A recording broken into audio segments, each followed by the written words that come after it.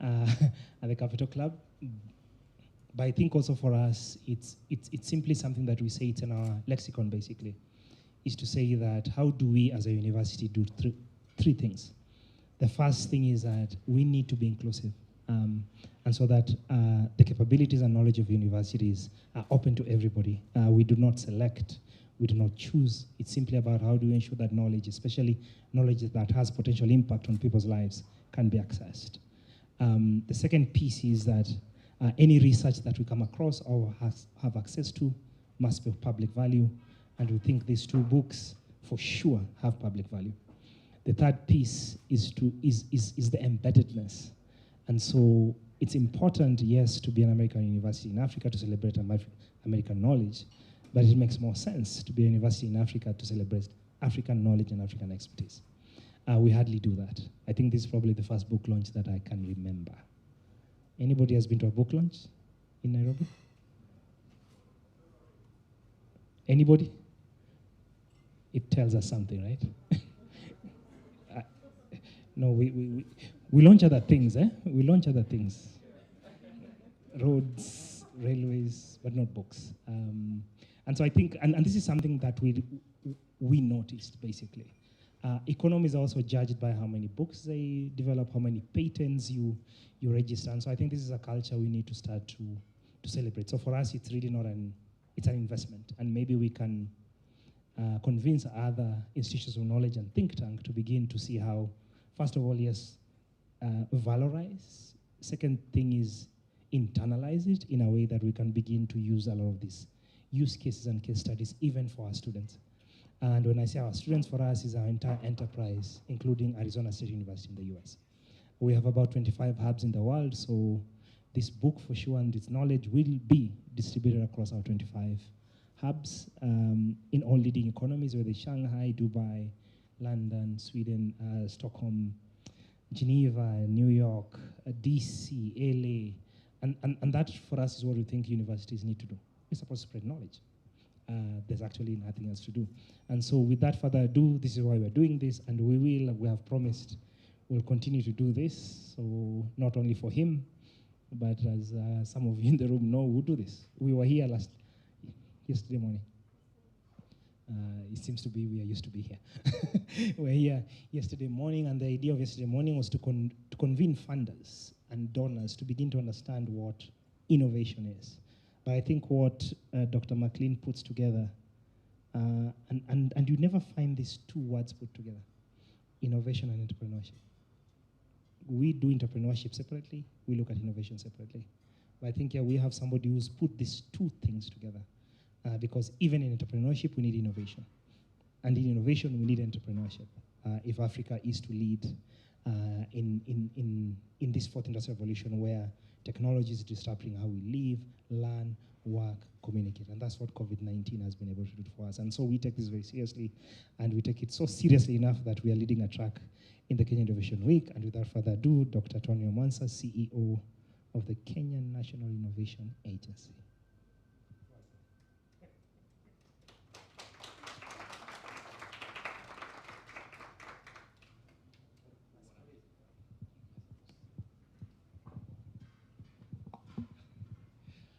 Good evening, everyone.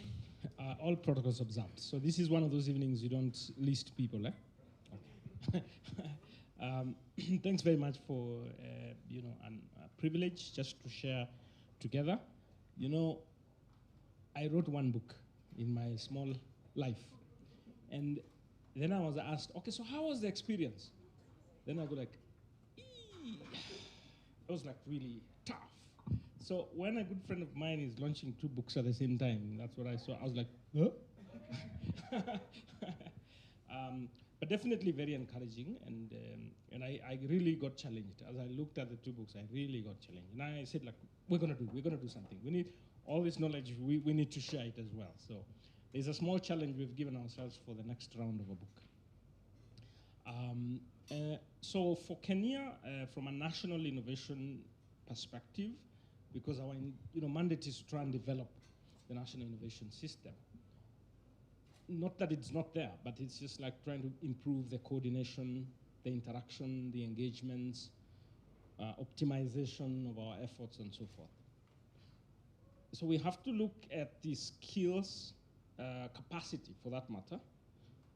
And that capacity starts from the education system, from the lowest levels, all the way to national leadership skills, institutional innovation and strategy leadership skills. So skills is one big pillar there. Then technology that enables us then to get as much out as we can. Then 3 is more of commercialization, the pathway to, with the skills, the tools, the how, more the methodology, and that's where the commercialization narrative comes in. And then at the end, we have more of enterprises, startups, joint ventures, and so forth. Those are the 4 tracks that are actually shaping our Kenya Innovation Week agenda. And we are setting to push it for the next 10 years and measure progress on an annual basis. So this is relevant to us because it's about knowledge, it's skills, it's capacity. And if we're consolidating it together, my hope is that we will share with as many CEOs as possible, parastatal heads as possible, county governments as many as we possibly can.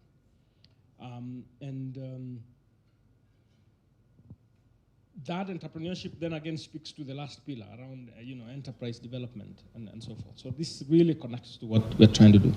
One of the challenges that we gave ourselves yesterday as we were here was we're going to start we have something we call Kenya Innovation Academy. So it's more the platform for capacity building around the narrative of innovation.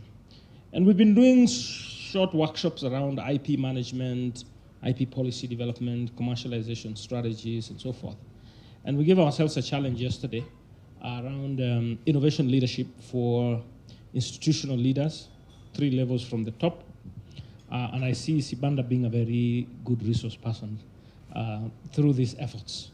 And thanks to Thunderbird University, boldly enough saying that, yes, we can partner around that one, and we diffuse as much of that in the ecosystem as we can. So our Kenya Innovation Week, which comes up, is more like this way of trying to get us together. And we've got representatives from South Africa. I can see a few in the room. And then, number of institutions, number of partners from different countries. And our goal would be 10 years down the road, channel the whole country, the whole world to Kenya. And let's energize each other for the betterment of society. Thanks all for your input, and look forward to being part of this journey. Thanks, Dr. Tony. Thank you so much. A hand of applause for him. I know people are still coming, traffic apparently in Westlands, but this is the dangers of development. But we'll proceed. Next to give remarks, I think will be Konza. I was looking for the CEO, but just failed. Co-conspirator. Yeah. Thank you. We're trying to gender balance the podium. Thank you very much, Philip. He says co-conspirator. I like to call him the partner in action because there is speed in execution of the projects we work together in. So I bring you greetings from our CEO, Engineer John Tanui. For reasons not possible, he couldn't be with us this afternoon. However, I wish to say that Dr. McLean Sibanda is a good friend of Konza Technopolis, a good partner and an investor, and we are really honored to be here to support a cause that really aligns very well with the strategic objectives of Konza Technopolis. As you may know, we are Silicon Savannah. We are the home of Silicon Savannah, and our vision is actually to develop Africa's smartest city. And we are doing this in 2 ways. We are building infrastructure that will support unlocking the opportunities of the 4th industrial revolution. And we are also very keen on innovation itself and as well capacity building for innovation. And we work in partnership. So I like this slip by Dr. Sibanda, and I'll actually read what it says. The innovation chasm is characterized by skills gap, culture gap, funding gap, and infrastructure gap, which is exactly, which is true, I can say that for us to unlock the true potential of the innovation space and a market which is for us at least 20%, we must address these 4 areas. We must capacity build for the future, for emerging technologies. We must build a culture, and Kenya is known as a home of innovators, really a true vibrant country. But we still have much, much potential, 10x, to accelerate the innovation space, to churn out more unicorns as we contribute to the knowledge economy of our country, and also to just continue strengthening the position of Africa as a continent, as an emerging innovation space. And lastly, the infrastructure gap. We must have these centers of excellence equipped with the necessary tools to enable research and commercialization of research. And that is what we are doing at Konza Technopolis. For some of us who are asking, so where is that project? I want to take this opportunity to welcome you. It is not far, but I believe you will be surprised when you come down and to see the work we are doing. I also want to reiterate that we are working in collaboration. We are building an innovation ecosystem, and we are this month celebrating being recognized as number 3 by the International Association of Science Parks as having one of the most innovative approaches when it comes to developing innovation ecosystems. We have 200 innovation spaces in the country. This is under the Ministry of ICT. We have 90 innovation hubs that are privately led. And we are working in partnership with the different associations to bring together that whole group to allow us to tap into the innovators from the last county of this country to the Nairobi county number 47. So congratulations, Dr. McLean, and we celebrate you on this occasion. And thank you so much, our partner, Thunderbird. We are very honored to be invited to participate in this event. Thank you.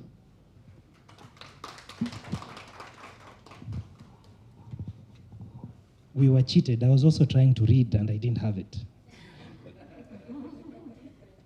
They're all different. Yeah, we were cheated, as I said.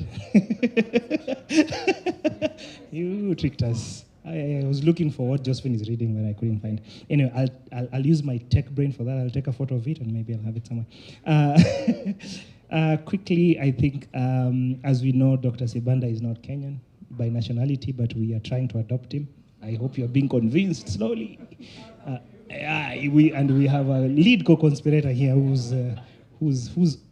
by herself also wants to cross the border and live in Nairobi. But we are honored to have the presence of Ambassador Jean Kamau, who was our ambassador in South Africa, who knows Dr. McLean far much better than we do, but is that bridge between you and Kenya. Balozi, thank you. There's a cleaner.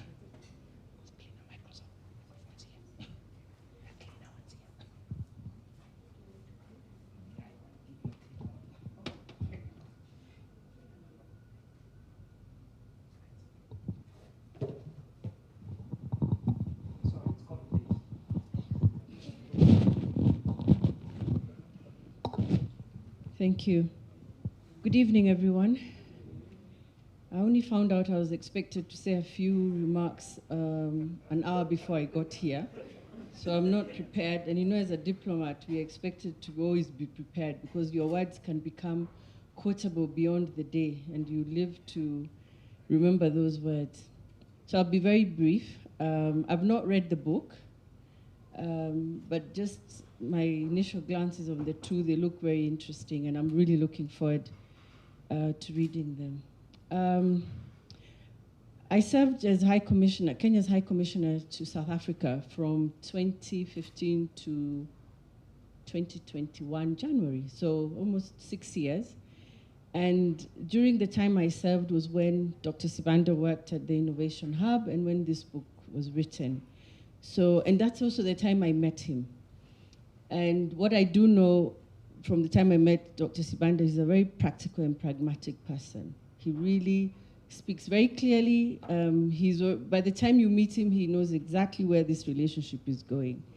And at the time I met him, it was about his future post to the Innovation Hub when he joined Beacon Engineering. And from then, we've really established a good working relationship. And I'm very happy and proud to know you.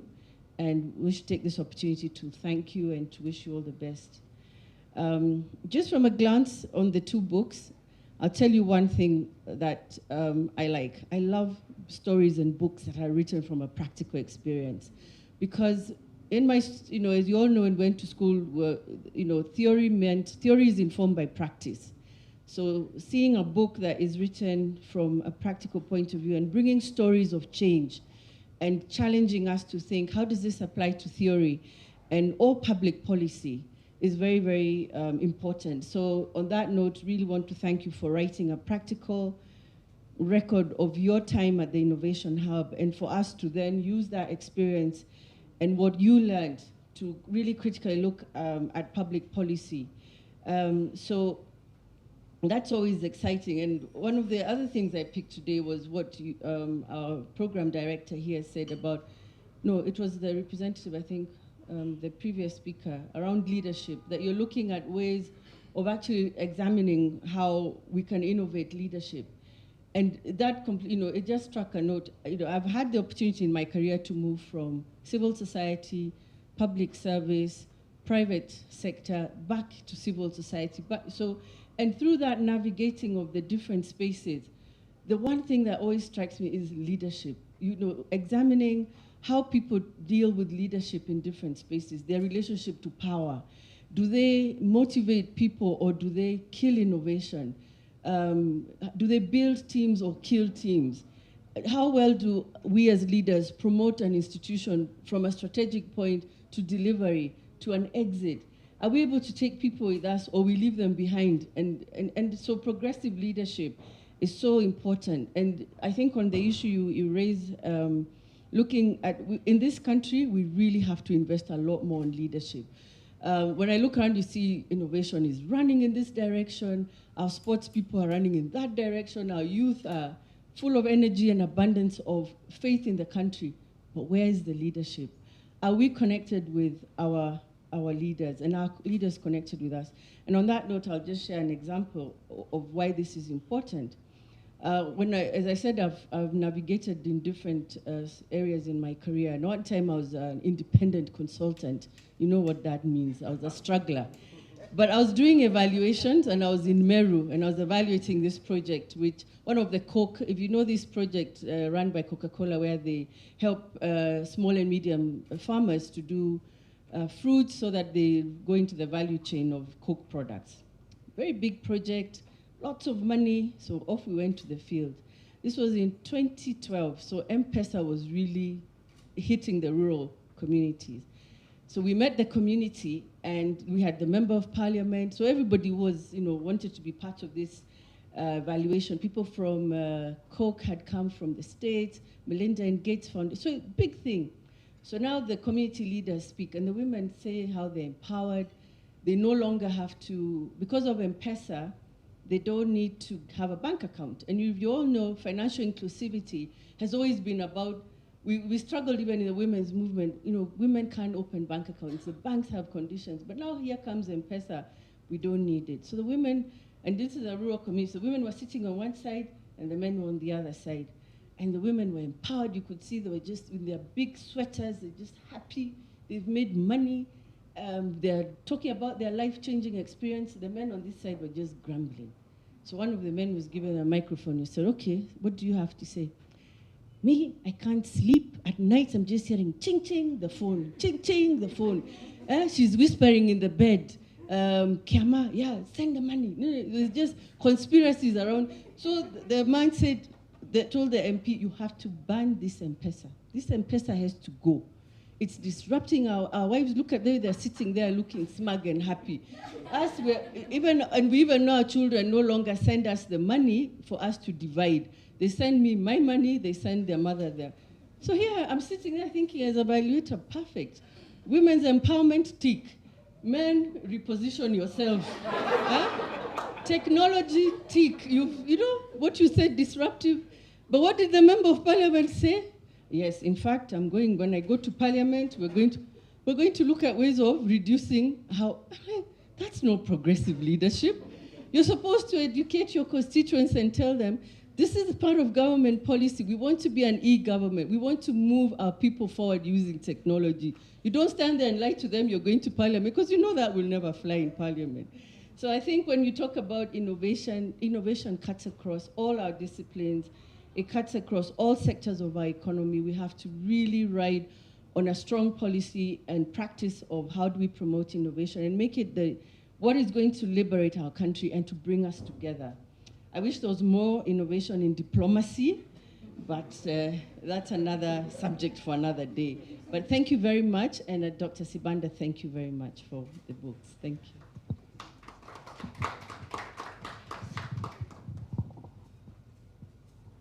Innovation in leadership. I have a colleague who said he'll build software. That he can actually build a software that mimics leadership, and so we'll probably be learned by AI at some point. Tony, maybe I'm wrong, maybe I'm right. But chances are that I think artificial intelligence still needs a little way to go. But I think what the ambassador says around leadership is something that I think at our school, and it's leadership across all spectrum. It's just not about political leadership, because sometimes even companies themselves, and I think our short life, we've been here only for 2 years. And in our short life, we've actually seen even big companies close down their innovation spaces. So because simply they don't understand it. And maybe something about leadership is enabling innovation to flourish.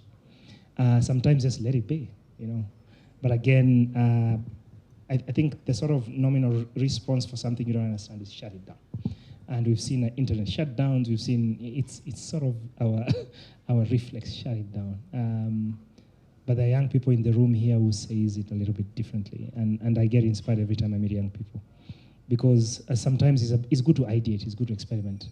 We don't know what comes out of that. We're just challenging each other with Ale and Tony that we need to know more than M-Pesa.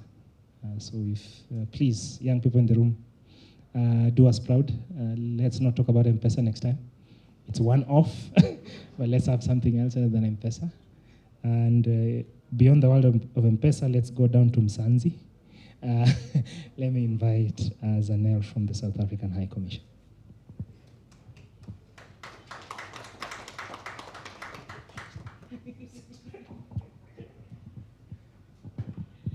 Good evening, everyone. I agree with Ambassador Jean Kamau. I also wish there was more innovation in diplomacy, but there isn't. So you get to listen to us diplomats doing what we are supposed to do, and that is speaking on things that we will be quoted on. So bear with me. I think just to follow all protocol, we are required, I think, to acknowledge. So bear with me, Ambassador Jean Kamau, who is Kenya's ambassador to Ethiopia and the African Union. Our host, Dr. McLean Sibanda, the author of the 2 books today. Also to the Thunderbird School of Management, Mr. Philip Tayo. In absentia, Engineer Tanui of Konza Technopolis, but I heard today that it's the Silicon Savannah. Also to Dr. Tony Omwanza of Kenya. To the innovators that are in the room, it's very exciting to be here. I bring greetings from my High Commissioner, Ambassador Mnino Mahlangu, who couldn't join us today, but he has allowed me to represent the South African High Commission. As was already mentioned, my name is Zanele Sani, and my work, without really going into detail that will put you to sleep, is to promote trade and investment between the 2 countries. And basically that entails bringing business, Kenyan business people with South African business. Additionally, we engage as the South African government officials with our counterparts here, and really the work that we do is aimed at creating an environment that facilitates seamless trade. And as was mentioned, I think by Ambassador Jean Kamau as well, that also we look at investment that is mutually beneficial, that's really aimed at alleviating the triple ills of our 2 countries. In South Africa, it's poverty, unemployment, and inequality. In Kenya, we are twins. You can see it's also poverty, unemployment, but you consider it as lack of income. So those are the things that we grapple with every day. I assure you our work is very exciting, particularly for me who's based in Kenya, because South Africa considers this country an anchor country for all of our bilateral relations here in East Africa. And my work has really brought me a lot of joy. The only time I start thinking of quitting my day job, and since I'm here in Kenya and becoming a hustler of note, is when the conversation starts about trade between Kenya and South Africa. Ambassador Kamau was one of the people who used to take me to task and my colleagues about how trade only favors South Africa. You buy a lot from us compared to what we buy a lot from. So that thing, when the conversation starts, I'm like, where are the hustlers in the room? Give me a side job.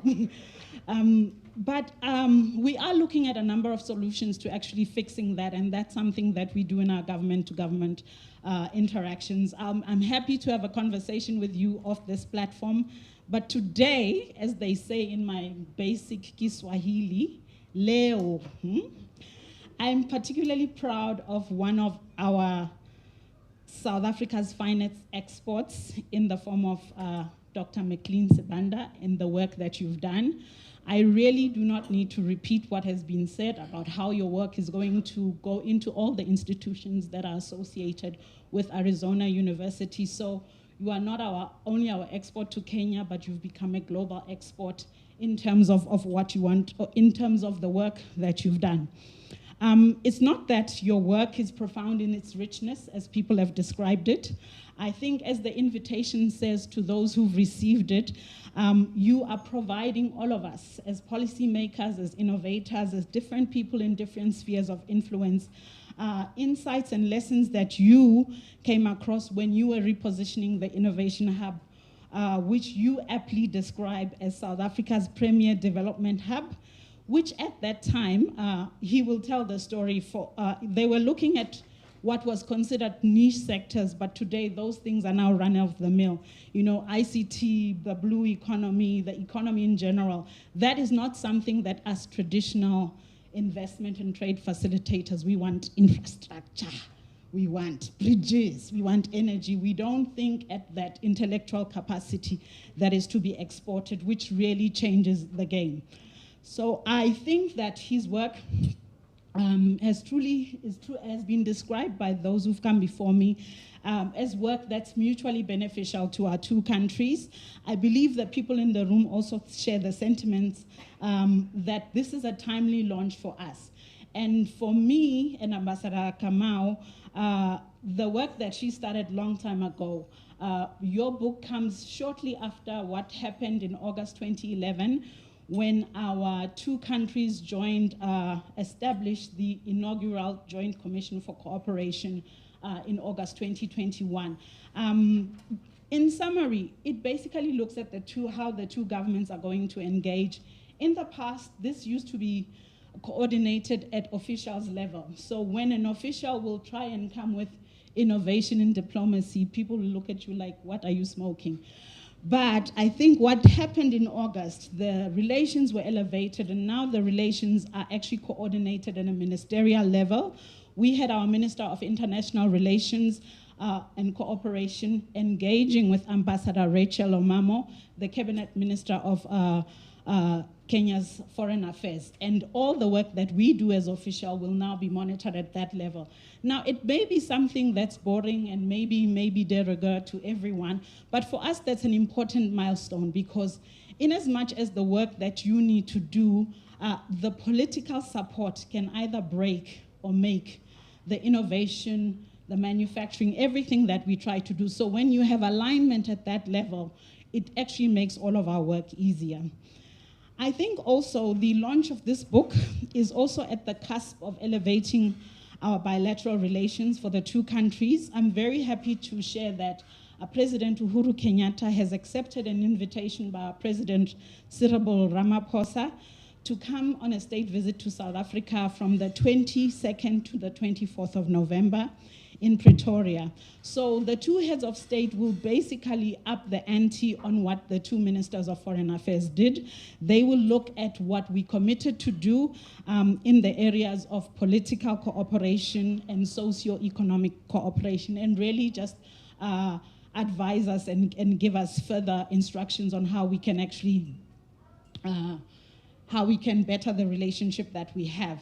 I think maybe as I bring my remarks to a close, it would be remiss of me to just leave the stage without talking about how both our countries have been ravaged by COVID. Each of us were sharing personal stories here about how it's personally affected us. But I think from the people who promote trade and investment, the policymakers, they are actually spending their days looking at ways in which the economic recovery plans can really jumpstart our economies.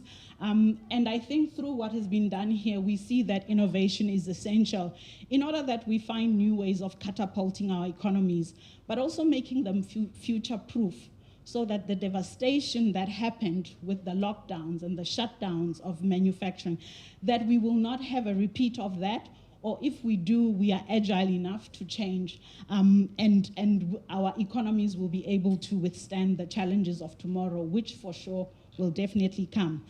The creativity that is required to bring about these novel solutions, I think, is captured in the works of Dr. McLean, because I see one of your taglines, it says, intellectual property for innovation and economic development. So as you said, Mr. Philip, that this book should be read by all, particularly those of us that are grappling with how to actually jumpstart our economies. I won't expound on what you have said in the book, lest I make career-limiting statements, so I'll leave it at that. But what I can say, and I will not listen to you, I will not stop talking about M-Pesa, because as a South African who is newly introduced to M-Pesa, it's not only the women of rural hinterland. I am amazed by what M-Pesa can do. And I think what's different, I was having conversations with some South African business people who came in today. They were saying, oh no, I'm your other ambassador, raving about how easy it is to actually do proper e-commerce and they were saying, oh no, we have Take-A-Lot. I said, but the infrastructure that is behind Take-A-Lot, those who know, here in Kenya, someone who is in their house and the ecosystems that you've built, the integration of M-Pesa with the ordinary and the primary producer, the creative, getting that thing. We have Take-A-Lot. I'm extremely proud of it. But the best you can do with Take-A-Lot is order something today and get it tomorrow morning. Not in Kenya. I order Leo, I get it Leo. And so the orientation that we need can, I'm sure, be found in this book into how M-Pesa has been integrated into all the proximate systems of Kenya's economy. And that's something that South Africa can learn, not just the currency of transaction that it has become for the whole of East Africa. I think I just want to comment on the little bit that I know about IP. Little kidogo. You have M-Pesa, we've raved all about it. In South Africa, we have not an equivalent of M-Pesa, but I think along the lines of IP and how we manage that. You can see what has happened with M-Pesa. In South Africa, we have a son of the soil that developed the Please Call Me. And the outcome of these two tales is completely different. Where with M-Pesa, you see what happens when IP is embraced and nurtured, and you can see how when something is not integrated into the ecosystems, you have a court case that lingers for forever. I tried to see what has happened, it's still not clear, on something that was developed by a son of the soil, by people like you in the room, but the innovation was not embraced. I think I just want to close my remarks by extending an invitation to all of you to go and see your counterparts from all over the continent. They will be in South Africa from the 15th to the 21st of November at the Inter-Africa Trade Fair. That is really showcasing African manufactured product, which we can trade with each other. So South Africa is hosting this, and I think both countries, Kenya included, have national pavilions where each of us are showcasing the best of our creations across a number of tech sectors. I'm sure that what you will see there is the best of the manifestation of what is in nuts and bolts and footprints, all live in full effect. I thank you.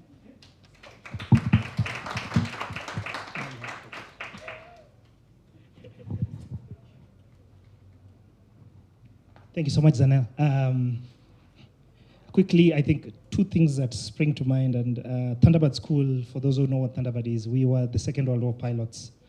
Oh, not me, I'm not that old. We were the Second World War pilots that flew forays in Europe. But also we are the school that built the Marshall Plan for Europe. So we understand the world differently. And when you mention trade, so our school was founded on one principle, that when the pilots are flying into Europe and landing, they realized that even with the Second World War, on the war to end all wars, borders frequented by trade never had soldiers. So it was profound. So we know borders frequented by trade seldom needs soldiers. So that has been our mantra from 1946 to date. So the more trade you have, the less you fight, the less we have war. So now we need to take that online so that we don't want twists between Kenyans and South Africans. UKOT, I know you. We know you. Yeah, so basically I think there's an invitation, and I know we have highly mobile, agile, they call it what, asset light. I'm using your language now. The Uber generation. So it's easy to be mobile, go to South Africa, it's easy to come back. The second piece that I think you raised that I think Ale would bear witness is that when you talk about Africa leading in the fourth industrial revolution, is also investing, yes, in the brick and mortar, but in the brick and mortar for the fourth industrial revolution. So in our case, and this is where leadership comes, again, looking at Ambassador Jean here, is we think that the infrastructure of the future will not be the roads. It will be data, internet, skills, energy, agile governance, and that's where the innovation in diplomacy comes in. And the sixth one is money, finance. And we have to finance it ourselves, not somebody else. So that's what we believe, and that's what we're trying to push our African counterparts to think about, those 6 foundations for Africa leading in the fourth industrial revolution. And without further ado, I think there's no book that does those 6 justice than our host for today, Dr. McLean Sibanda, who will tell us what he wrote in these 2 books, why he wrote it, why Tony and I should be thinking about hanging our laptops and going in a corner to write books, but also to co-create something. Maybe the next one we can do one together. And I'll do the cover. Dr. McLean, please, a round of applause.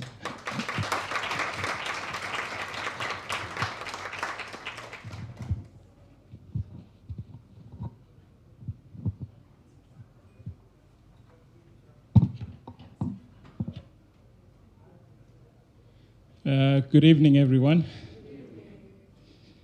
I think, let me start off by doing thank yous as opposed to going through the protocols.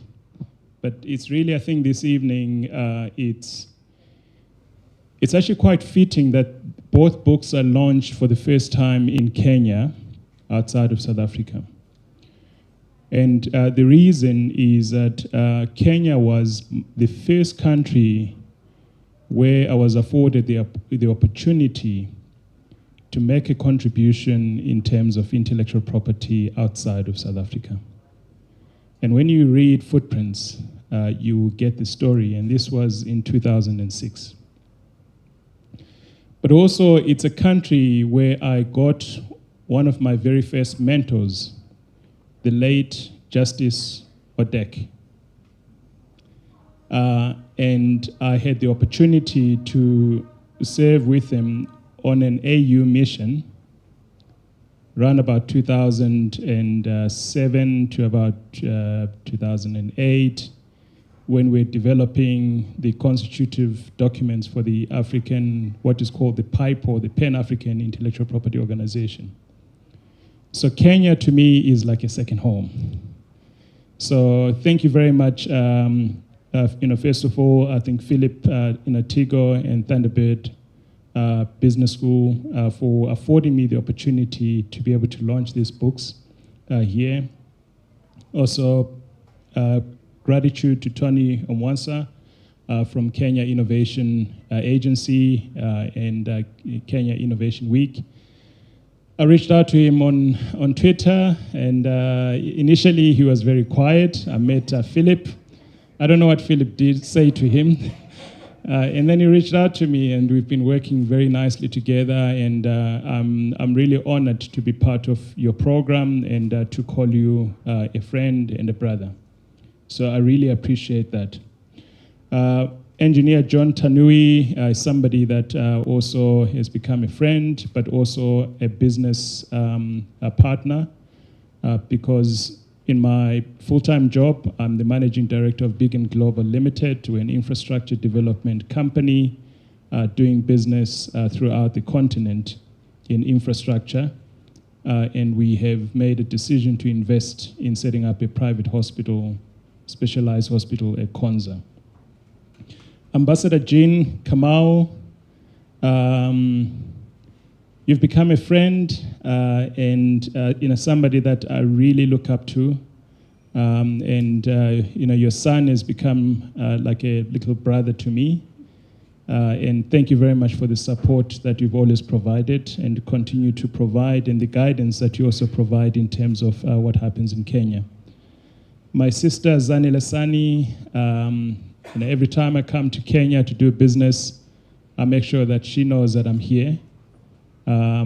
Not because I feel unsafe, but because also I'm at home and she needs to know that I am here.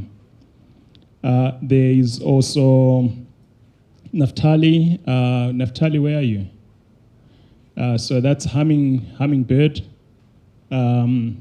They are the distributors of the book in Kenya, together with June.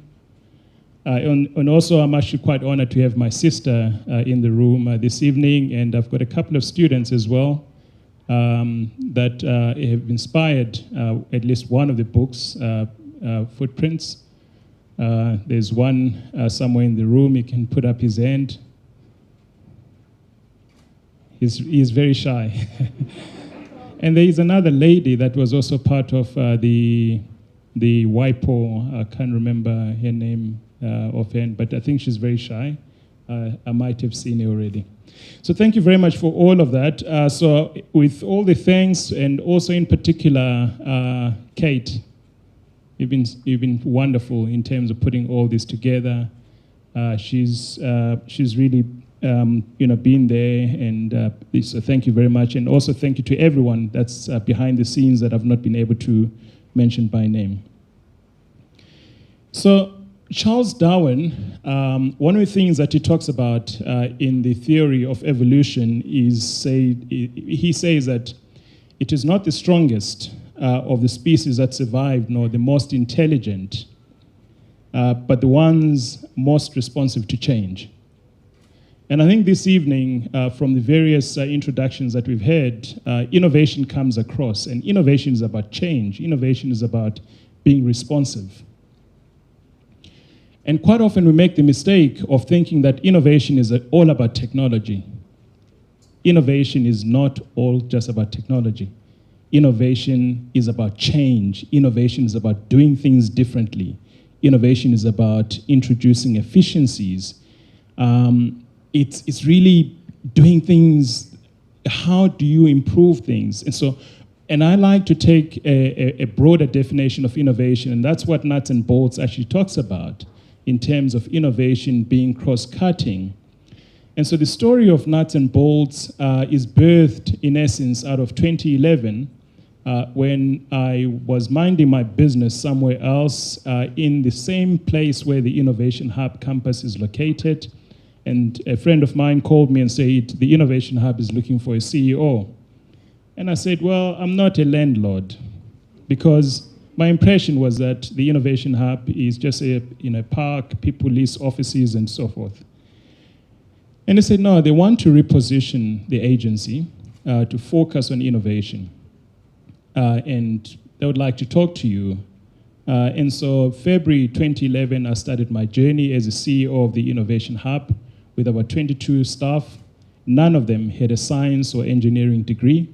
And yet it was a science and technology park.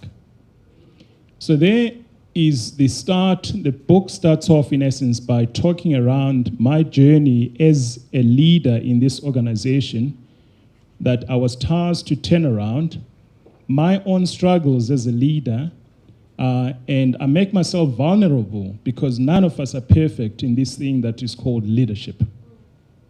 We learn on the job, we do make mistakes, and I did make mistakes. But how do you reposition an organization? How do you talk to somebody that is 5 years, 10 years older than you and actually sit them down and say, we can do this thing differently? And so that was the start, in essence, of this book, on nuts and bolts. And then it builds up how you then reposition the agency, bring on board capabilities, and recognizing that you cannot be the one that has got all the capabilities as a CEO, as a leader, because my predecessors were all engineers, doctors, and what have you, but everybody else was not properly equipped. By the time I left the agency in 2018, we'd built an organization of over 110 people, people with doctorates, subject matter specialists in their own different areas. But the book also captures really the struggles around leadership. The book also contains stories by entrepreneurs, but also by people that worked with me during that time that tell their own story around the journey of the Innovation Hub, but also what did the Innovation Hub mean to them. And T.D. Jakes talks about that everybody in the room sees everybody, but you cannot see yourself. And hence the book, Nuts and Bolts, has got testimonies of people that I've worked with who are telling their own story in terms of what did we mean to them, what value did we add to them. And I think the story of the COVID pandemic has been mentioned. I think all of us have either been infected or affected. We've either all of us have lost a loved one or someone close, or we know somebody that has lost somebody. And the bigger question really we ask, and this is the innovation question, is what will Africa's contribution be to addressing not only the COVID-19 pandemic, but future pandemics? We have been scrambling. When the vaccines started being rolled out, we found ourselves as Africans scrambling for vaccines. We started to say there's vaccine apartheid. We started to also say, well, some of these vaccines are funded by public funds, so they should be made available to us. And the question that you should ask is, whose public funds have funded those vaccines development? Is it African public funds? No. And so when we talk about raising the GDP investment or the R&D investment as a percentage of GDP to 1%, we must understand, why are we doing that? We're doing that so that we can raise the standard of innovation. We can develop solutions to the problems that we face and the problems that we are going to face in the future. And therefore, Ambassador Kamau, some of the conversations I think that one hopes we'll be hearing more of through the AU and the various governments is, how do we make sure that what we have seen and what we're going through now does not happen in future generations? And I'll come back and talk about that particular story in Footprints just now. So Nuts and Bolts is really a story about hope. So let me just talk about two of the entrepreneurs that are featured in this. There's a lady called Portia M. She makes cosmetics. She's probably the fastest growing cosmetics business in Africa. So if you've not heard about her, Google her and you know her story. There's a gentleman called Terence who's come up with condiments called Makamisa. And he started off making these things in his kitchen with his wife. He invited me for a dinner with a group called Callisto's. Callisto's makes their own condiments. and we sat and had nice dinner and enjoyed the Callisto's condiments. And he struck a deal for Callisto's to actually toll manufacture for him, contract manufacture. Today, he's been funded by the Industrial Development Corporation of South Africa. He set up a state-of-the-art production facility. He was incubated by the Innovation Hub. So this book is about hope, because there are stories, people that you can relate to, that have started somewhere, have done something, they saw a problem, and they went out to solve that. So Philip spoke about innovation and entrepreneurship quite often are not spoken in the same sentence. And I'm moved to say that you cannot talk about innovation without entrepreneurship. Because let's talk about what is innovation. Is a new idea innovation? It is not. It's an invention. It's only when that new idea is being consumed in the market and is solving a problem that it becomes innovation. But between the idea and the marketplace, you need somebody that is prepared to take the risk, and that is the entrepreneur. And I think kudos to people, like Tom and John Tanui and everybody that actually supports entrepreneurs, because we need entrepreneurs. We need people that actually understand that the risk is there in this journey, but we need people that we can believe in, that we can invest in, and push forward. It's a pity that my sister was not supported by the Innovation Hub, because I would have featured her in the book. She's an entrepreneur. She's come up with incredible innovation that addresses a challenge that women actually face. So that's nuts and bolts. So you can get your copy from Hummingbird. And in a great book. I enjoyed writing it. I wrote it during the hard lockdown.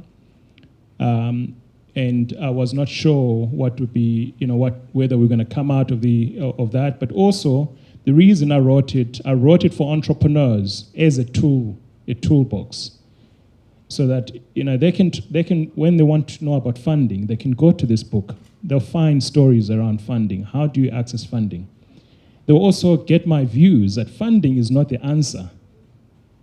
Customers are the answer. So you need to get out, get customers.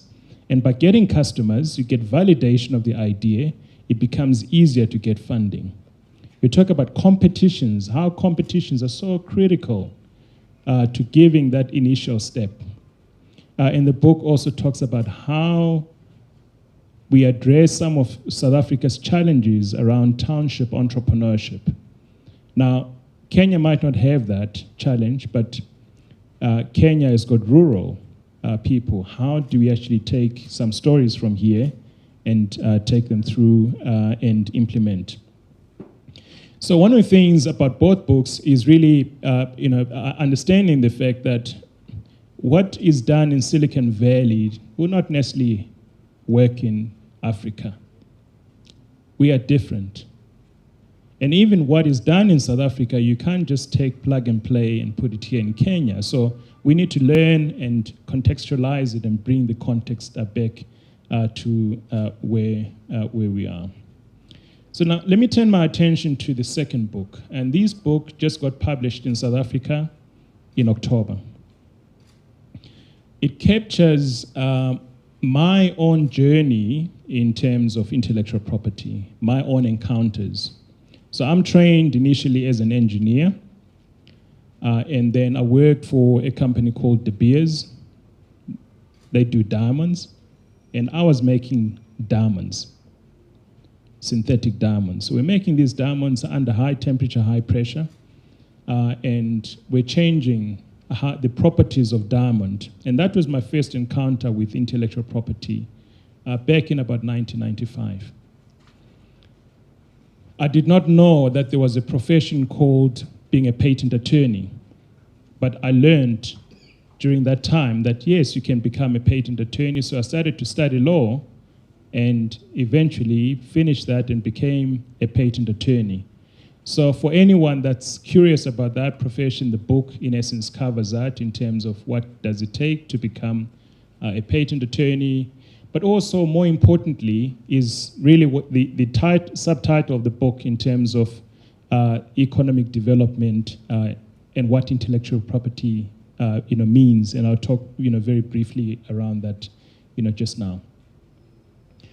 So we know that Africa is lagging in respect of intellectual property. We look at global patents. Africa, over 1 billion people, we only account for less than 1% of the global patent output. Now, some of you in the room might be confused in terms of what I mean by patents, and that's okay, because the book has got a dedicated chapter where I demystify intellectual property. I talk about what is a patent, what is a trademark, what is copyright, what is trade secret, so that when you have one of those dinner conversations, people say, oh, wow, that's interesting. Because when we talk about the African Continental Free Trade Agreement or area, intellectual property is going to become extremely important, and I'll come back and talk about that shortly. So Africa has never lacked creativity. We've never lacked innovation. We have to look north, the pyramids of Giza. We have to look at the early stage metallurgical processes where we made spears. We have to look at the various concoctions that our grandmothers used to give us whenever we're sick. You have a cough, they will tell you what plant or mixtures to actually take.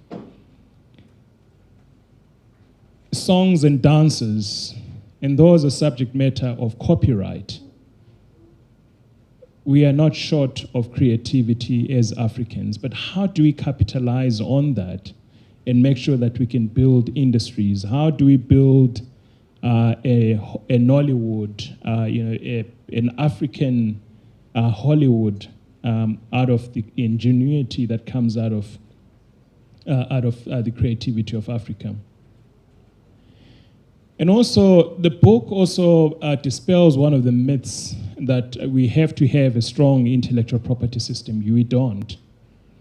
The intellectual property system has got to be developed according to the stage of development of the country. And I mean, the AU talks about a principle that they call variable geometry, which recognizes, in essence, that different countries are at different levels of development. And the book has been written to deal with that. The second part of the book is really what I call the footprints. And the footprints is really a challenge to all of us, this evening, to say, what are we doing differently to make sure that we build a different Africa? We build a different Kenya. What are we doing differently to make sure that whatever your calling in life or whatever your purpose in life is, we are laying the path for others to come after? And the second part of Footprints, in essence, talks about intellectual property where it's funded by the state. So it deals with how universities deal with intellectual property. And that part of the book has also been inspired by the students that are drawn from over 25 countries that I have the privilege to teach every year at the WIPO Master's Program at Mutare University. Because the engagements that we have with these students, they tell you that the problems are the same. And we're all wanting to build a better Africa. And in the book, there are commitments, pledges by students, the class of 2020, with their names and their countries, and a couple of students as well from Kenya. So you can look them up, and in a few years' time, I'm sure they would have lived up to their commitments. So let me talk about two concepts, and then I think I will then leave time for us to perhaps engage. So one of the things that is often misunderstood about intellectual property is an issue of imitation. And people believe that copying is not right. Copying is allowed as long as it follows the international rules. So in the case of a patent, for example, if a patent is protected in South Africa, but it is not, an invention is protected by a patent in South Africa or in America, but there is no patent in Kenya, it means that you can copy, in essence, what that invention is. The whole basis for a patent system is that you must describe how the invention is carried out in a manner sufficient for a person that is skilled in the art to read your description and reproduce it. If a person that is a specialist in that area cannot reproduce it, you should not be granted a patent. So that's the basis for the patent system. And it is therefore the government of a country that gives you a patent. And that government of that country enforces that patent within its jurisdiction, territory. So there's no patent in Kenya, let's say for a diabetes treatment in tablets. You can make that diabetic tablet here and sell it here without being stopped by anyone.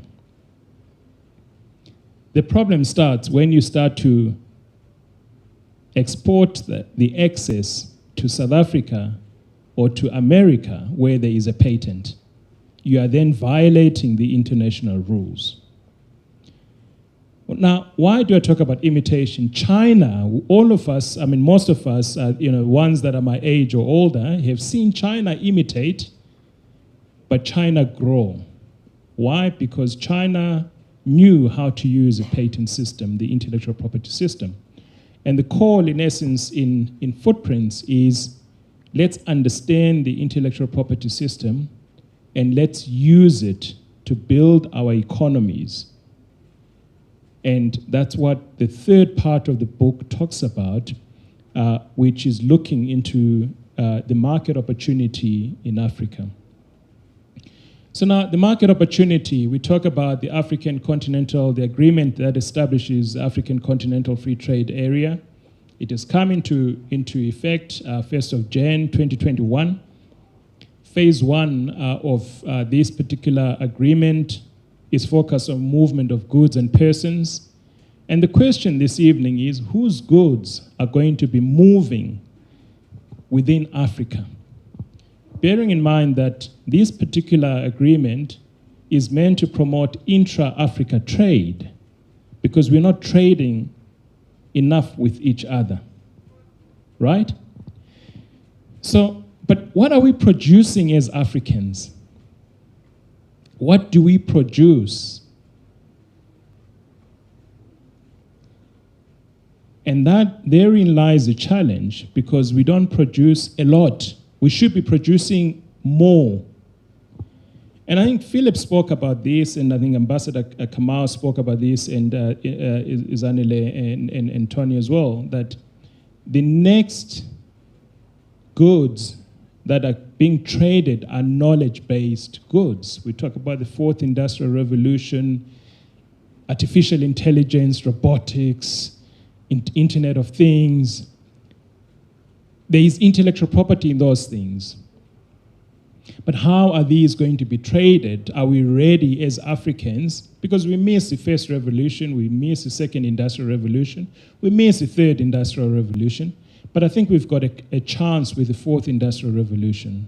We've got the highest adoption of mobile technology in the world. We are the youngest continent in the world. The rest of the world is aging. Africa has got the opportunity to provide resources for the rest of the world. We've got an opportunity to export human capital and knowledge to the rest of the world. I see it with Kenyans. You're now exporting nurses to the UK. But your young ones can be exporting AI, robotics, and various technologies. But we also need to build a maker economy, which means that we need to make things, and therefore to the policymakers is what is our education system geared to? I think our education system is geared to produce employees, people that are going to go and get a job and do the run of the mill. So we need an education system that's going to produce entrepreneurs, innovators, people that understand intellectual property, that understand that we need to make things, that understand the next battles that we're going to be facing. The multinationals that operate here in Kenya, how many of them do their R&D here? Very few, if any. So Kenya, Africa, they're used as largely distribution outlets, sales, but the real R&D, the real innovation is done elsewhere. So my fellow Africans, I think it's time that we get up and we take the future in our hands and build Africa for the next generation. And it is actually quite sad because when Kwame Nkrumah in 1963 at the founding summit of the Organization for Africa, OAU, and he spoke out and he spoke about industrialization, how we're going to have machinery, how we're going to do this for Africa. And then fast forward 50, 60 years later, we are not there yet. But I have a lot of hope. And so my message this evening is I'm really honored to launch these books, Nuts and Bolts and Footprints, is that we need to go beyond the policies, we need to go beyond the laws, we need to go beyond the plans. We need to implement. It's time now to implement. Tony and Tanui and Philip and all the other people that are really anchoring the innovation system in Kenya, this is a time for us to give young people the opportunity to do something. We need to believe in them. We need to invest in them. We need to understand that, yes, there will be failures, they will fail, but we need to give them the resources. We need to empower them. The success of the African Continental Free Trade Area is in our hands. And I want to conclude by quoting the wise words of a Russian author, Trotsky. And he says, the sole meaning of life is to serve humanity. Intellectual property and innovation must serve humanity. And all of us must contribute to intellectual property or innovation. If we don't do that, then we cannot cry foul when we're excluded by the developed countries. And we also need to appreciate the fact that innovation and not aid is the answer to Africa's development. Aid does not exist. Aid is not intended to build. Aid is intended to just keep you comfortable. So let's focus on growing our economies. And thank you very much for the platform. And thank you for also making the time to be here this evening. Thank you.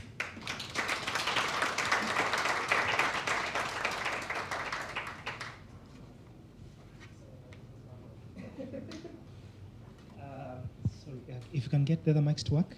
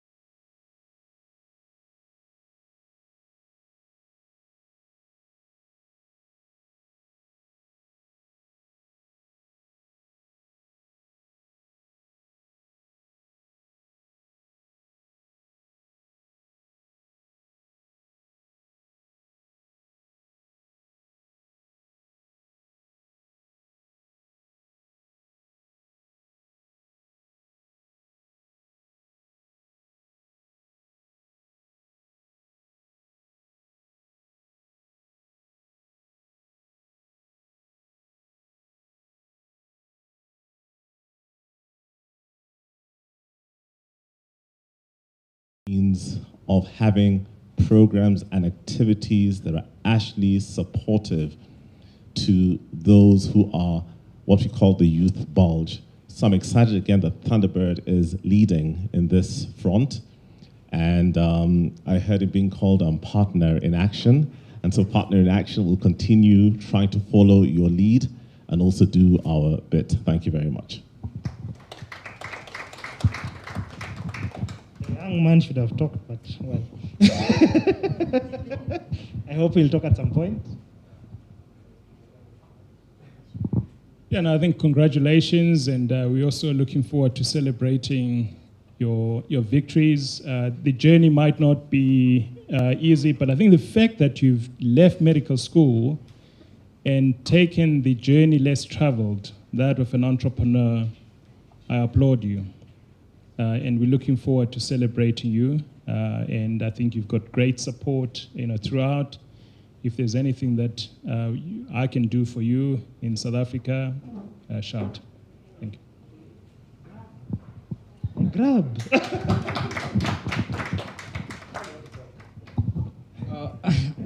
Okay. I'm forced to talk. Thank you so much. My name is Sydney. I think just 26. I run a company called Kuzalab and a startup called Patika. It was actually exciting to come here. I was invited by Michael. I got to meet Dr. Mwansa, who actually gave me the first platform to build my first startup locally back in 2015. I think I was in second year. I think one thing that I've learned from the entire journey is that I think as Africans, we have all the resources we need to do it. And I've consulted for a couple of multinationals, and one thing that I've realized is that in as much as we export our skill sets to them to build in Africa, we are losing out. I was speaking to Michael the other day, and one of the things that we were discussing about is actually, instead of exporting your skill sets to help Chinese companies or American companies enter this market, we have the skill set, we have the minds to build the same solutions. There is a problem of financing, and I think that's the biggest problem that we have. But that's something that can be navigated at a leadership level. So thank you for the opportunity. I hope to get the 2 books, especially to navigate around IP. It's something that we struggle with still. And thanks for the invite, Michael.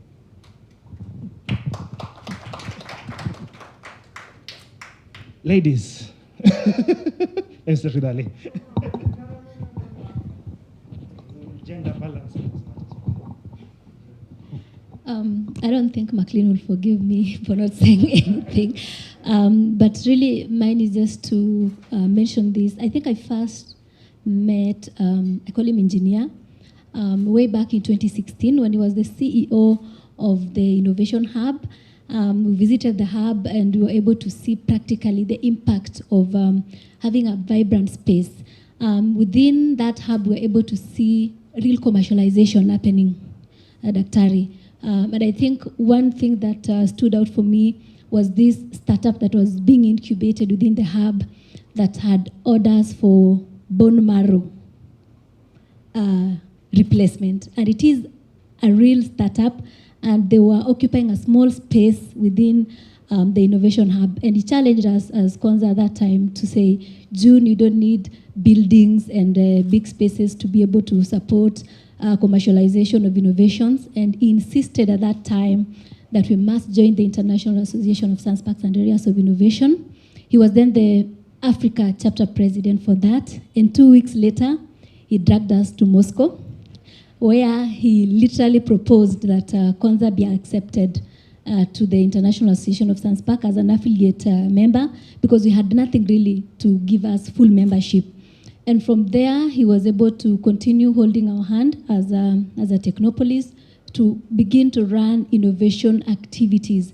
And at a personal level, he pushed me to do my little thing to ensure that we get the young people to do something. Fast forward, he moved from the Innovation Hub to Begin, and still believing in Kenya and believing in the dream of Konza. He he was able to get the entire Big and Global to consider investing in Kenya. And I think he did mention that they are among the first the first investors to believe in the idea of Konza, and they are setting up a state-of-the-art oncology center at the Technopolis. That is the story of outsiders believing in us. They were among the first companies that they kept pushing. Even other small companies now have about 3 South African companies investing in Konza. And as we continue with that engagement, he also pushed me at a personal level. And last year I was challenged to also do something. We were told to create. And so I ran a startup, basically a marketplace for creatives and artisans, thanks to him. He gave me a chance to add to the chapter, but I wasn't confident enough at that time. I told him, Meg, I have to do something for me to be able to really put my voice there. And really just to thank you for believing in our country. Thank you for continuing holding our hands and showing us the path. And he recently was able to also push for us. And now we are the full members of the International Association of Science Park and Areas of Innovation. And as mentioned by my colleague Josephine, the Innovation Ecosystem Initiative that we run has now been voted among top 3 most innovative solutions globally. And now the CEO Konza is the Africa chapter for ISP Africa. So really, we can do it. Thank you, McLean.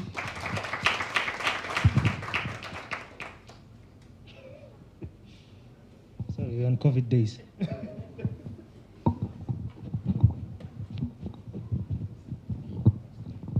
Yeah, no, thank you very much, June. And as I started off, I highlighted the fact that Big N is now at Konza, and I've been following the story of Konza from when Catherine was the CEO.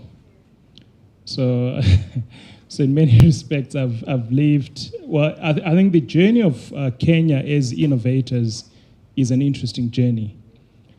And I've been honored to travel, the continent. And if I can pinpoint 3 countries in the continent that I believe are going to be the leaders in innovation, Kenya is amongst them. People talk about Rwanda, yes, but I think this is where it is, here. You've got the numbers, but also you've got interesting challenges. And innovation is birthed out of crises and challenges. And you've got an incredible group of young people, some in the room this evening, that are prepared to take the step forward.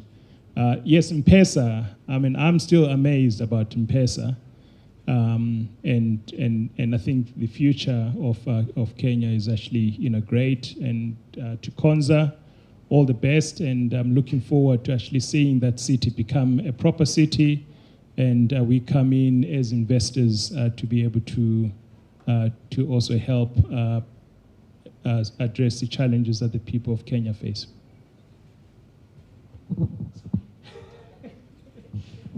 Duty bound to spray.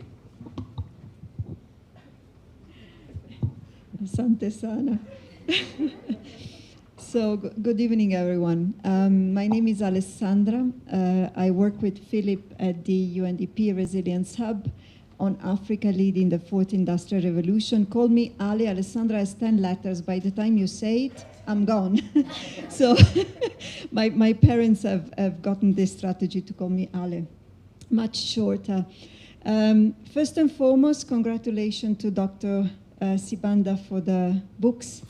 I haven't read them yet, but I'm grateful I have 2 copies, so this will be my weekend reading, and I look forward to them. And I also would like to thank Philip for inviting me here, because I arrived in Kenya a year ago at the time of COVID, and I've been sort of locked up in my room, in my house, or in my office. I haven't seen or met anyone. And so it's actually quite refreshing to come out and meet real people, because you see people on television all the time and you don't have a sense, even Kate, I've met her today and I didn't realize I never met her before, like in real life. So actually this gives a lot of meaning to our relationships. A couple of things, and I'm not a diplomat, but I also, like Ambassador Kamau, needs to be careful about what I say and how I'm quoted, representing UNDP. But just to say, when I started working with Philip on Africa leading the fourth industrial revolution, I really wonder, what does it mean? What does it really mean, the Africa leading the fourth industrial revolution? Until my family got COVID. I come from the old continent, and I have the privilege to work in the new continent.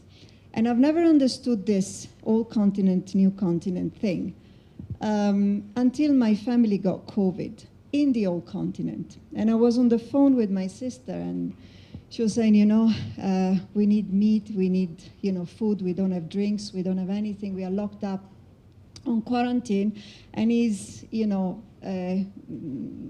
days on end, because everybody got it, and so, the quarantine kept continuing. I said, well, just get online, use Jumia. I use Jumia, I have my milk, I have my bread, it's delivered at the door, I pay through M-Pesa. And she said, what are you talking about, I need to call my neighbor, and I need to mobilize the entire sort of social network, this informal community network, to go and go to the supermarket, go shopping, deliver the stuff, at the gate, pay, through, online bank account, or leave the money, in the letterbox. I mean, and then I understood what old continent and new continent really meant. I mean, this is really... this is really what, it's in essence, it's Africa is really the new continent, because it's much ahead, is far ahead of anybody else or any other continent, at least that I've lived in. So very proud to be working with Philip and other colleagues on Africa, leading the fourth industrial revolution, because now I understand what it means. And we are working on supporting countries and institutions to build the very foundations to really enable the continent and societies, communities, countries to really lead. But I also wanted to say, and it was great to meet Sydney and the colleagues. I don't remember when I was 26, actually, anymore. So it's a good reminder, but it was very refreshing to talking to them, because, and it was like in just 10, 20 minutes, 10 ideas came to my mind, because, and Michael actually called them, this is the youth bulge. And this is the youth bulge of Africa, and this is who you need to work with. And it's very true. And this is my question, actually, to Dr. Sibanda, because you, and I quoted you actually on Twitter, but you were talking about, and it's great that you refer to AFTA, to Africa Integration Project, to the free trade area, and the issue of trade is actually important and massive. And I like the fact that you mentioned, the next goods that are going to be traded in Africa are going to be knowledge-based, and are going to be innovation and tech-heavy, which is actually very true. And for me, coming and representing UNDP, coming from UNDP and representing UNDP, we work with partners, we work with the youth, we work with African organizations, with countries, in support of, in creating this ecosystem, not in creating, because the ecosystem is there, in supporting it. What can we do to make sure that actually the youth like Sydney and the colleagues, can do more and have that enabling environment to create that knowledge-based goods that actually are going to fuel this African integration project. So thanks a lot again, and over back to you.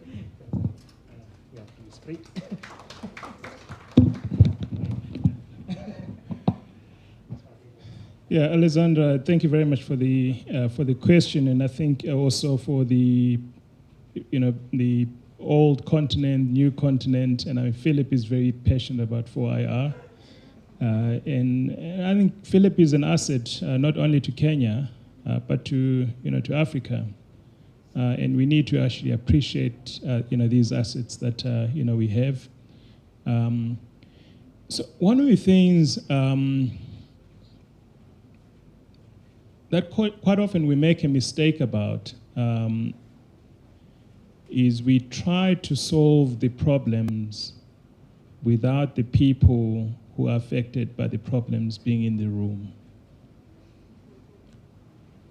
And I've seen it so many times. I spent 15 years in government, through 2 agencies. And you'll be sitting with policymakers, with government officials, ministers, and they're talking about the problems, but the people that are affected are not around the table. And I think if we look at the continent, for example, I think Kenya is probably not as bad, but in many countries, the ministers are old. The minister for youth is old, but is a minister for youth. You look at the permanent secretary for youth is old, and yet they're the people that are meant to be coming up with solutions for youth. So I think the response perhaps, or I can't say it's a response, but my opinion in terms of your question is that I think what UNDP and other partners need to be doing more of is going down and talking to Sydney and the people on the ground, the youth, understanding and unpacking their challenges. So when he talks about financing, we need to actually understand what is he talking about. Remember what I said. I said there's no funding problem. There's customers. So I need to talk to him and figure out where in the gap, because in the book I talk about there's a funding gap. In my country, I understand exactly where that funding gap is. Beyond that funding gap, there's no financing gap. There's plenty of money in South Africa. Once you cross that chasm, because in the chasm I spoke about also financing, but it's within that. And so we need to then talk and say, what exactly are you struggling with? What type of financing are you struggling with? How can we enable this? So I think it's really conversations with the people that are affected, the people that UNDP is meant to be serving. We need to be having coffee with them. You need to be spending more time with them. And in the final decision, they need to be around the table to inform us what decisions we need to make so that the solutions serve them. Quite often, and this is my frustrations, I'm not a diplomat, so I can say this, is that I've been honored to actually work with UN agencies, and I think the challenge quite often is the fact that I think many UN agencies it's a consultative part. We can't consult forever. At some point, we've got to do something. And I think it's beyond the UN. I think it's actually also governments. At times, we over-consult. And innovation and entrepreneurs don't have the time to be consulting. Entrepreneurs need money today. They need access to market today. They need the barriers, regulatory barriers removed today. So consultation needs to be limited. Yes, you need to consult, and that consultation needs to happen with the people that are affected. And then we then need to quickly say, what are we going to do? And we talk about minimum viable products, MVPs, pilots in entrepreneurship, and we need to then devise an MVP and test our hypothesis. And once we have the answers, then we scale that up.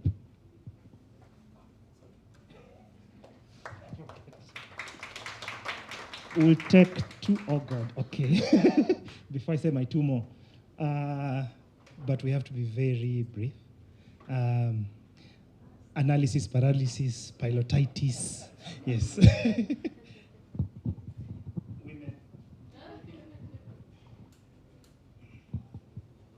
We'll take a couple. Yeah. We'll take a round. All right. Good evening, everyone. I'm Sandra Chola. I'm a public servant. It's really nice to meet you, Dr. Sibanda. I've known Philip for 2 weeks now, but and I'm glad it's been a short and productive engagement with him that has brought me here today, and I look forward to reading your book much more. My question is, out of curiosity, given your experience and also as you are writing this book, the extent to which our African identity influences entrepreneurship and innovation. And I ask this because there are a lot of, if you listen to some of the conversations we had when you talked about China, we prefer things from outside, if I could use that word, as opposed to things that we make on our own. And there are a number of initiatives that are asking people, like for us, buy Kenya, build Kenya. So it looks as though it's more of a campaign that we have to sustain for us to create markets and to encourage entrepreneurs to buy our products. And in relation to that, as you continue to work with young people, and even for the good lady from UNDP, to what extent are our young people being enlightened or educated on Africa? Because we don't get that within our system. Even for my time growing up, it was much of what you were taught was about the freedom fighters, and it ends there. But for someone to come and encourage you to embrace and appreciate your role in Africa as a young African woman or as a young African man, and the extent to which that can encourage you later on in life to build the continent and to contribute positively to it. So to what extent is our African identity promoting and improving entrepreneurship and innovation from your experience? Baptism by fire, if you're around me, you know how it works. You are next. Let me know if it's enough. I'll try to take as much as possible. Good evening, everyone. My name is Rama Madiba. It's a pleasure to be here this evening, and thank you, Philip, for inviting.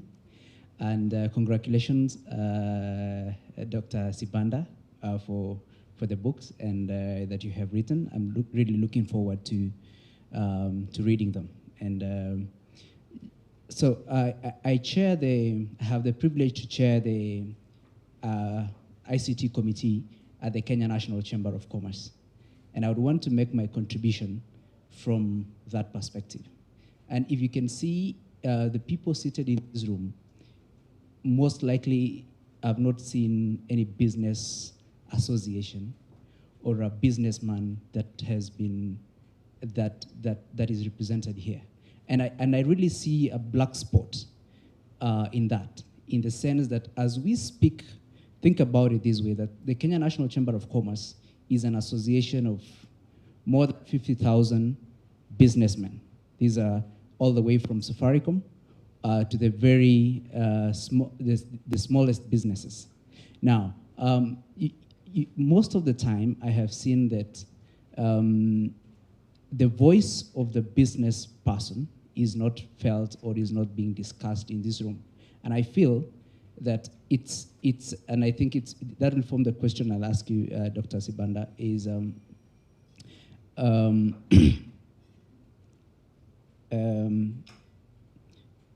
we have around 50,000 members.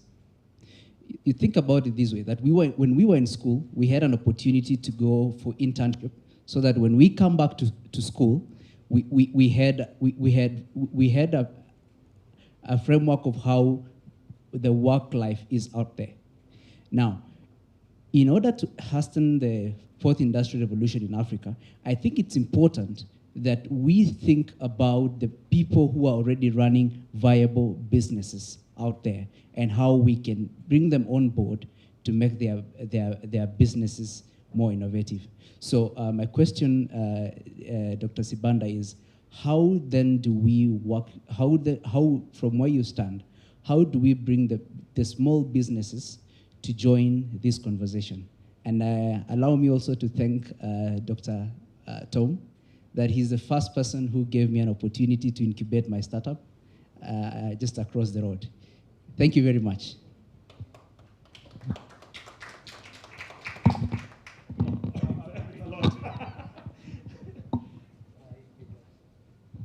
Yeah, no, thank you very much for those two questions. I think, Sandra, your question is it's not an easy one to answer for a number of reasons. One of the things is in the southern part of Africa, we talk about Ubuntu, I am because you are. But also Africans generally, the concepts of intellectual property are basically alien to us because we've always believed in communal ownership of assets. So when you talk about traditional knowledge, these things are passed on from one generation to another. Your grandmother and what have you, they know how to deal with those things. And the commercialization of that knowledge is something that is perhaps new to us. And therefore we need to embrace the new normal, the fact that we're working now in a globalized economy. Increasingly, we see that people would rather wear a suit from Italy than a shirt from Africa. Much of it is because we don't love ourselves enough. So there's a new book by Mangena that talks about black consciousness. And I think it's a need for us as Africans to love ourselves enough, to actually believe that we are enough. And so it goes back, in essence, I think, to also the education system. What do we teach our children? Concepts around coding should be done as a language, software coding. Entrepreneurship should be done as a course that gets taught at primary school. Intellectual property, there should be a course at school. Japan does it. Primary school, high school, and university, you do a course in intellectual property. So I think as Africans, we just need to believe that we can build our own economies. Because when we actually buy stuff from Italy, whose economy are we actually increasing? It's the Italians. So we need to support ourselves. We need to support the young businesses that are all over. And so I think that links up to Rama's question: how do we make sure that the small businesses join the conversation? And I think it's through the chamber. The chamber needs to start to run workshops and other interventions. Do small brochures talking about intellectual property. Zanele mentioned the case of Please Call Me, which is one of the most controversial cases in intellectual property today. I've got different views on that because part of it is also understanding the slave and master relationship that one has in a work environment as to who owns the intellectual property. So most of us sign these employment agreements without even knowing who owns the intellectual property. Your companies in the chamber, some of them are contracting software development to third parties. They do not know. They think that they own the intellectual property of that software. Under the common copyright laws, they don't. It's the people that are actually putting together that software that own the copyright. So what has to happen in that agreement is that there has to be a specific assignment of copyright of the software back to them. So I think it's the conversations, the chambers become very important, parties to making sure that we bring everybody on board and no one is left. I can see the hands again.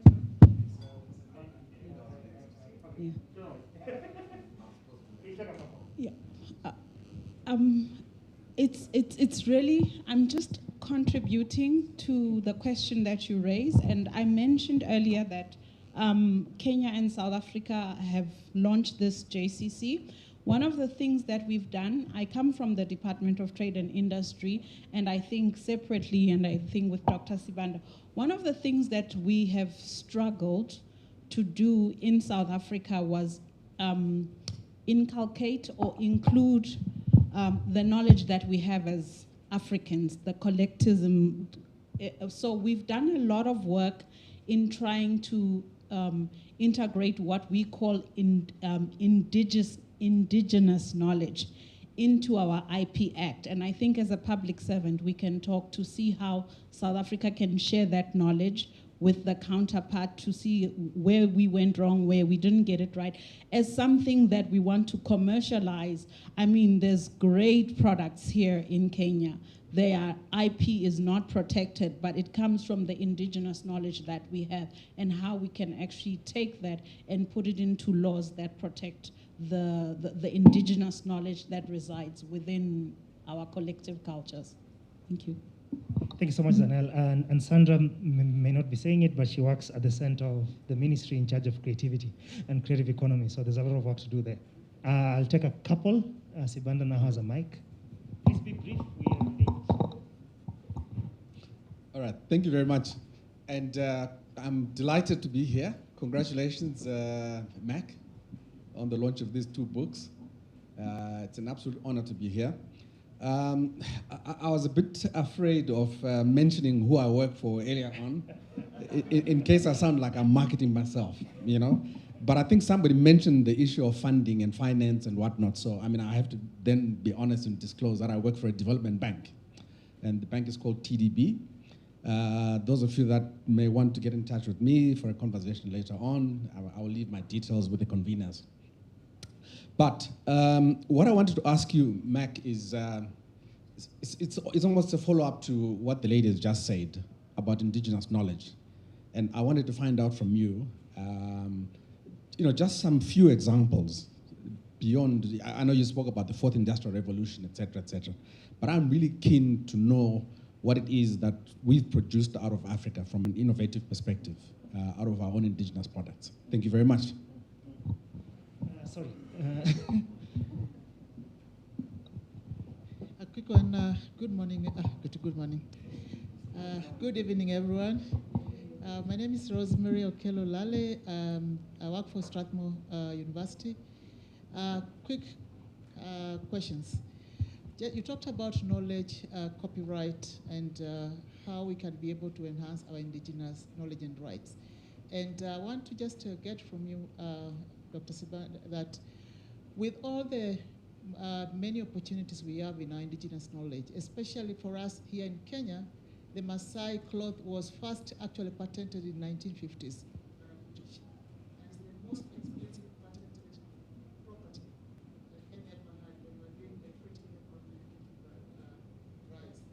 And so we're saying the things that our Africans that are already been patented in other parts of the world, how can we be able to get them back? Again, also, how can we create knowledge, especially like the former speaker said, kind of a central knowledge where we can get an African knowledge that can be able to help our young people to understand the history and also the resources that Africa has. Good evening, everyone. Or should I say Dumela or Dumelang? Dumelang. Oh, good. My name is Maureen Ochako, currently the regional manager for Blue Tree, and we work with a lot of development partners and donors as well. And in the education field, I've been here for the last 7 years. There's a lot of conversation about open source licensing. And now that I was reading about your book, or the review about your book, I just wanted to ask you a question. What are your thoughts about open source licensing? Thank you.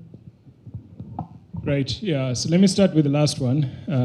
I age, so I mean, open source, we need to distinguish between open source and open innovation.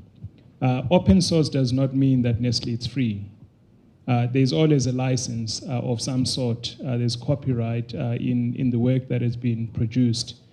And I think open source has been quite important in terms of fast-tracking also development, making it easier for people to access proprietary, what would typically be proprietary tools that would be expensive for them to access. But when you use open source, you need to understand the rules in terms of how you then commercialize it. So I'm not, I think many governments have tried to say we're going open source, we're not going to buy Microsoft licenses. South Africa was one government that did that.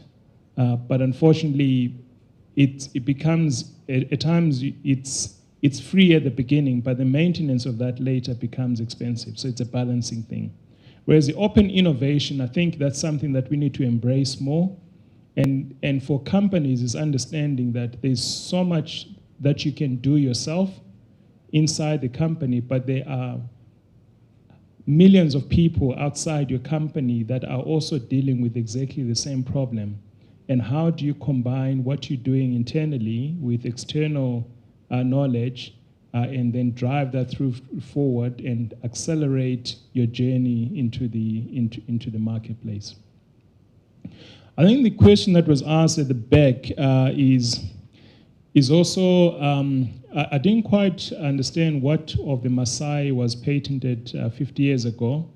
But one of the things that we're also very aware of is biopiracy. So there's been I would say theft of intellectual property or knowledge from the continent, where it's taken outside and then they research it, and then the ultimate results are then patented. And we've seen that with a whole range of things. I think in terms of South Africa, and this also talks perhaps to the question that Lovemore Fuyane asked, is Hoodia. For example, Hoodia came out of the San people, and Hoodia, in essence, today you get products of Hoodia all over the place.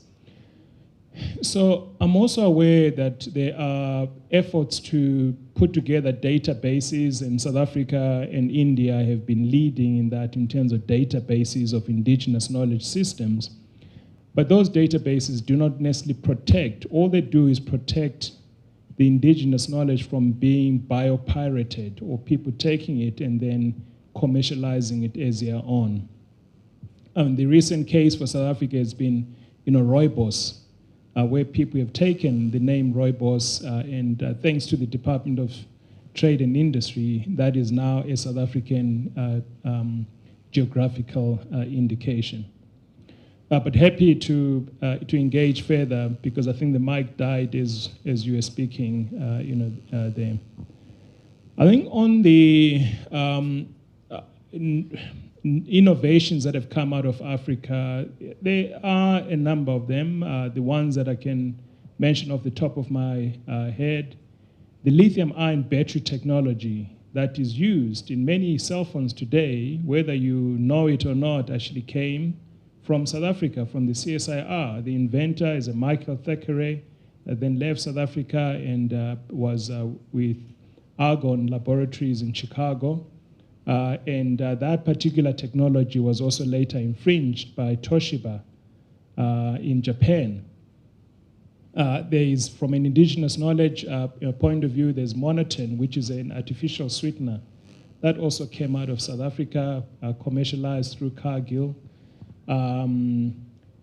I think if you look even, there's other products, whether it's coffee from Rwanda, or there's teas from this particular area.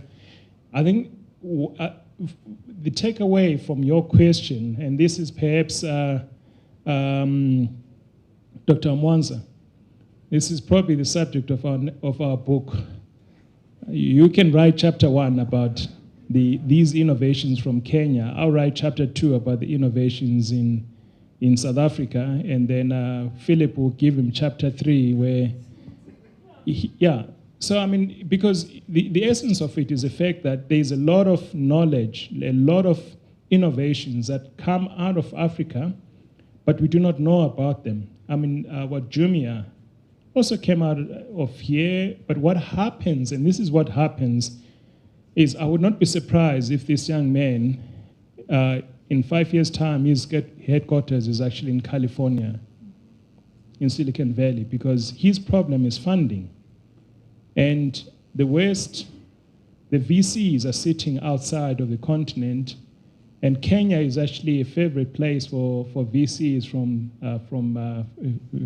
from America. And they come, and part of the funding is that you have to set up the headquarters in Silicon Valley.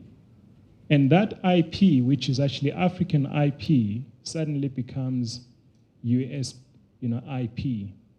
And so we lose these stories, and I think there's a need for us to be able to capture the stories. I mean, June spoke about Altis Biologics. That's a company that does bone growth.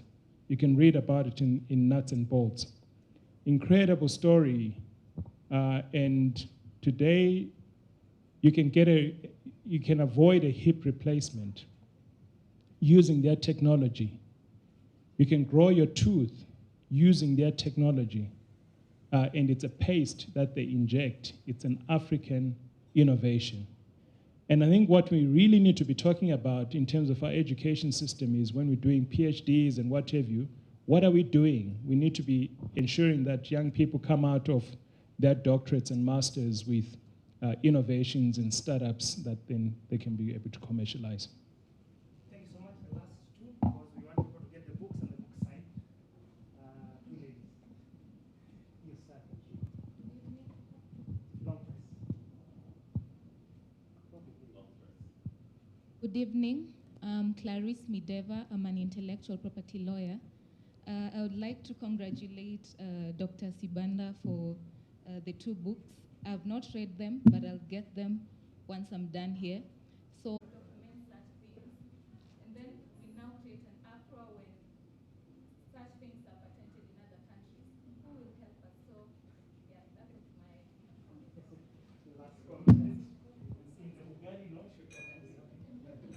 Thank you.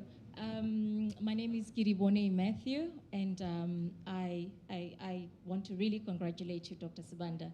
This is a phenomenal feat on producing not only one but two books that are so relevant in the era we're living in.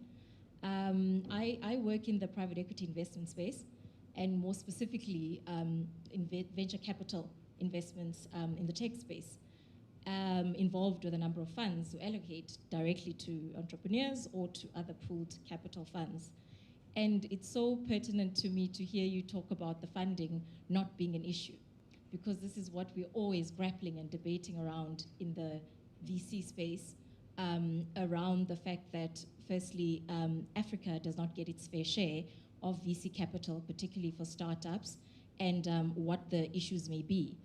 And I think ultimately what capital is looking for is where there's an established ecosystem that can support long-term survival and prosperity of those very businesses. So when I hear stories of Sydney, who has mentors, and obviously your huge knowledge around the subject of intellectual property and how you've now documented it, those are the indicators for the capital providers.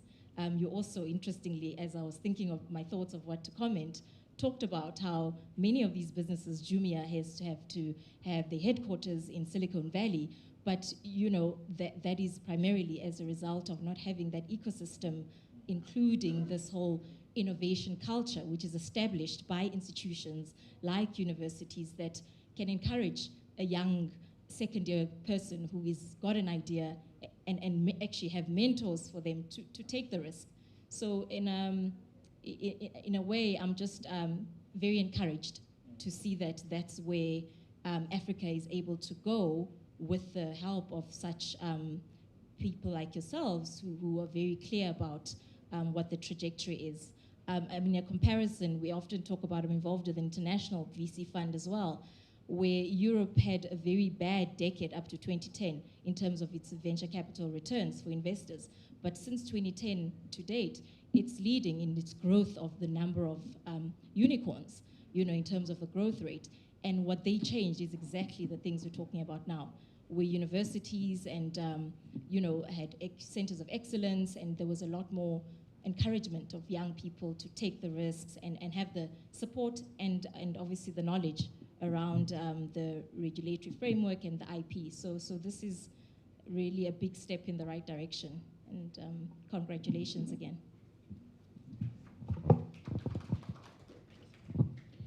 Yeah, so thank you very much for those. I think it's more comments in essence. I think Clarice, that's Kenyan, you're studying in Ghana, right? And I met through WIPO, was it the WIPO Summer School? Yeah, or one of those WIPO platforms. But Kenya it's got young people that are actually studying intellectual property, and those need to be harnessed, great people. And I think when we talk about ecosystem, I think, Kiribone, you've touched on a very important thing, is that universities cannot exist on their own. Government cannot do this on its own. Private sector cannot do this on its own. I was watching animals at the Kenya National Park this morning. From my window, I had this privilege of watching these animals. And I mean, it's an interesting ecosystem because, the buffaloes, and I think there's some, I couldn't see whether it was rhinos or something, they poo there. And I see this bird actually flies in and actually, starts playing around next to this big animal. So I don't know what is digging up in that pool, but that bigger animal ate the grass, and the grass came out, and then there's a bird that comes. I don't know what it does with the pool, but the animals learn to actually live together, and each one feeds on another. And what we need to be really doing is developing strong innovation ecosystems. And coming to the issue of funding is the fact that there is the biggest challenge, and I'm finishing, Philip, I know your time is, the biggest challenge is actually in the amount that is required for minimum viable product, for the guys to get to you as a VC. They don't have, there's no money. Governments in Africa don't provide that money.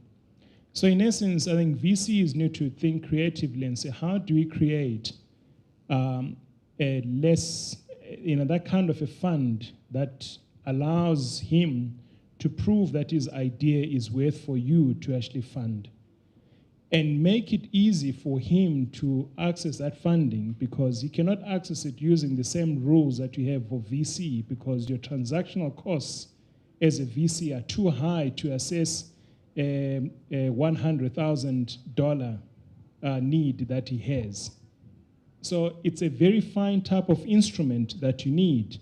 And I think that's really the exciting thing with the Kenya Innovation Agency, Kenya Innovation Week, what Dr. Onumwasa and other people are doing in Kenya, developing an ecosystem. And with that, I think also congratulations. I think the plans for the Kenya Innovation Week are coming through very nicely, and Kenya is set to boom. So thank you very much. Please, a round of applause to Dr. Sibanda for being in the hot seat. I'm just trying to see whether you can have one-on-one with him. He needs to, if you're going to buy a book, he better sign it, right? He's here. You cannot send a digital signature over a physical book. So let's get to the part where we pretend we are launching this thing, because I don't know how to launch this thing. So let's get Zanelle, Tony, Josephine, Konza, Kenya, South African High Commissioner here. We are launching it somehow, so I'm just, the launching is the photo. That is, in my view, what will do it. We don't have balloons, we don't have, Christmas, unfortunately, please. So we can, with this photo, we can declare these two books. Dr. Tony, please. Thank you very much.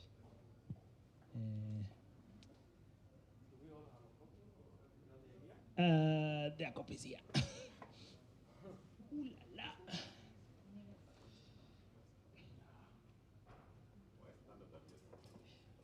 We are omnipresent.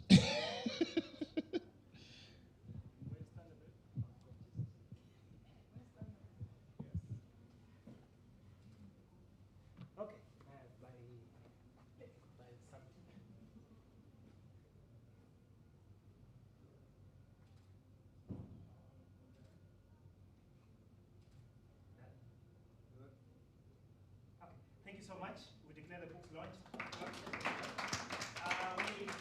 The books are available. There's a book signing table on the other side. Please Unfortunately, they're not on Amazon, so please take them. They're not on Amazon. This is African, so Amazon is not African. Please, so please come around.